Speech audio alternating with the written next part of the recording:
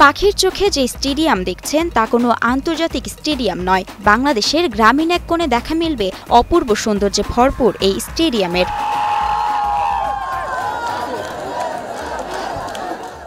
সবুজ ফসলি জমির মাঝে এক অপরূপ খেলার মাঠ। মাঠের ভেতরে ও চারপাশে নয়াভিরাম এই দৃশ্য দেখে যে কারো মন ভালো হয়ে যাবে। পুরো এলাকাবাসী আশেপাশে যারা আছে লাস্ট কয়েকদিন ধরে এই মাঠের ডিজাইন, মাঠের রং দেখার জন্য পুরো উৎসবমুখরভাবে পুরো এলাকাবাসী মেতেছিল।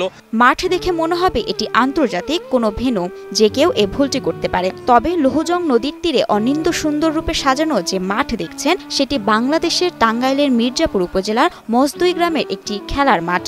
পুরা দেশবাসীকে জানাতে চাই যে জিনিসটা এই মজদুই গ্রামে এত সুন্দর আয়োজন করে, এই মজদুই গ্রামের আয়োজনে পুরো এলাকাবাসী এই ঈদের আনন্দটা আসলে দ্বিগুণ হয়ে গেছে। দাবার কোর্টের মতো কারুকার্যের মাঝে 22 গজের পিচ, সেখানেই কখনো ব্যাট ঘুরিয়ে 4-6, কখনো দৌড়ে রান নেবার চেষ্টা। আর এই মাঠ ভর্তি মানুষে জমজমাট ছিল ক্রিকেট ম্যাচ। খেলাটা দেখতে আমার অনেক ভালো লাগছে, আর আমি প্রতি বছর এই খেলাগুলো দেখতে চাই। আর আজকের আয়োজনটা অনেক সুন্দর হয়েছে। আসলে অনেক দিন ধরে দেখার ইচ্ছা, তো খেলা দেখতে আসি নাই, আজকে প্রথম আসছি, খুব ভালো লাগতেছে।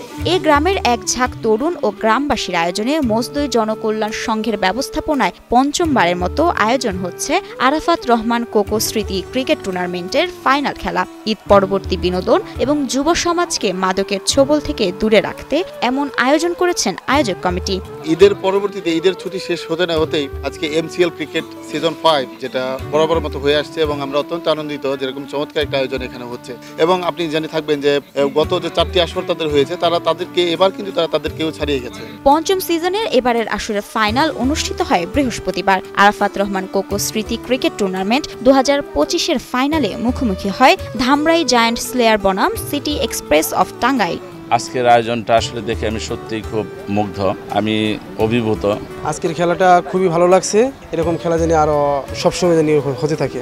আন্তর্জাতিক মানের মাঠ, গ্যালারি ভর্তি দর্শক, এ যেন ক্রিকেট ভক্তদের মিলন মেলা। এদিন ফাইনাল উপলক্ষে উৎসবমুখর পরিবেশ তৈরি হয় আশেপাশের কয়েকটি উপজেলায়। আমরা আসছি সুদূর ঢাকা জেলা ধামরাই থানা থেকে, তো আমাদের এখানে আমরা যে পরিবেশটা দেখতে পেলাম, পরিবেশটা আমাদের কাছে খুবই পছন্দনীয় হয়েছে।